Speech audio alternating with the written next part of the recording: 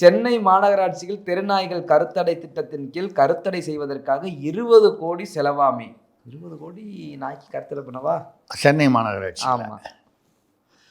20 கோடி தெருநாய் முதல்ல எவ்வளவு இருக்குன்னு அதில் நான் அந்த அந்த இது கொஞ்சம் முன்னால் வந்த செய்தி இது.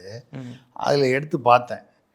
மாநகராட்சியோட இதில் எவ்வளவு தெருநாய் கருத்தடை செய்யப்பட்டிருக்கு அப்படின்னு எங்கேயோ ஒரு இடத்துல யாரோ ஒருத்தர் தகவல் அறியும் சட்டத்தில் கேட்டிருக்காரு.